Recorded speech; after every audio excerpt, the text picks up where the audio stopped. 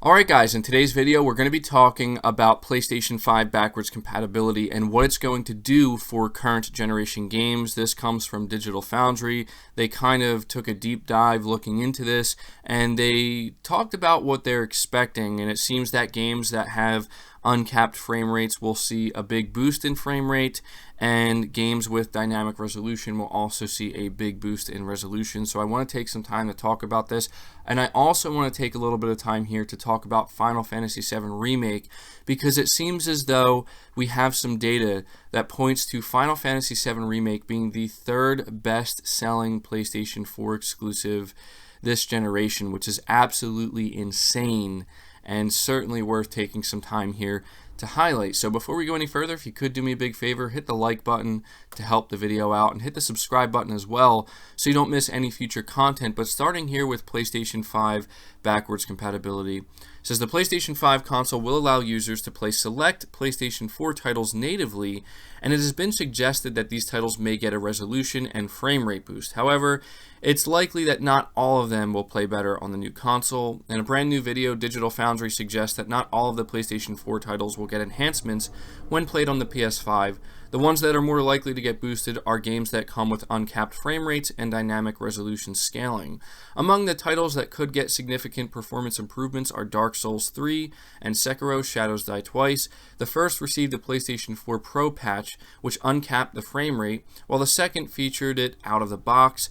As the PS4 CPU is likely to blame for the two games' bad performance on the base model, it's possible that both will end up playing at 60 frames per second on the PlayStation 5, taking advantage of the much better CPU of the upcoming console. Bloodborne, on the other hand, is unlikely to play any better on the next-gen console, unfortunately due to the 30 FPS cap and frame pacing issues. Among other games that could benefit from the PlayStation 5, the PlayStation 5's better specifications are Final Fantasy 15, which came with different modes on the PS4 Pro, and others. You can learn more about all of them by checking out their video. So yeah, I just wanted to highlight this because we have Digital Foundry coming out here and kind of letting us know that, yeah, not every single PlayStation 4 game is going to get a massive boost on the PlayStation 5. However, there are games that do have uncapped frame rates and dynamic resolutions that will be boosted pretty significantly. I mean, the idea that you could go back and play Dark Souls 3 and be able to play it at 60 FPS and potentially even see the resolution bumped. It is unfortunate, however, that games such as Bloodborne will not get that same enhancement. It's unfortunate that games like that will be locked at 30 FPS. However, it does seem like Sony would probably do something in that case, whether it be a patch. Maybe they'll even release a remastered version of Bloodborne, but you know, some people might not like that because they don't want to have to repay for the game. But hopefully Sony will do something with Bloodborne next generation. But yeah, I mean, that's something that I honestly thought was pretty cool that was announced about PlayStation 5's backwards compatibility, is that it's just going to automatically enhance a significant amount of games, because there are a lot of games that do have dynamic resolutions, and there certainly are games that have uncapped frame rates. So yeah, just wanted to take some time to mention that here. But moving on from that, talking about Final Fantasy VII Remake being the third biggest PlayStation 4 exclusive launch, says we don't yet have sales numbers for Final Fantasy VII Remake. Some early player numbers seem to indicate that it could be the third most successful PlayStation 4 exclusive, behind only God of War and Marvel's Spider-Man. GameStat, a site that scrapes the PlayStation Network API for player numbers, recorded 2.3 million players for Final Fantasy VII Remake in just 3 days after its launch. In similar time frames, God of War saw 2.4 million and Spider-Man sat at 3 million.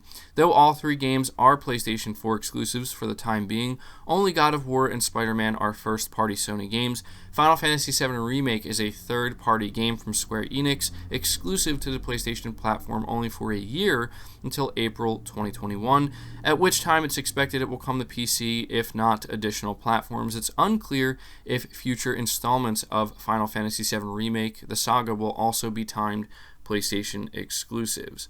So yeah, that is insane if it's true.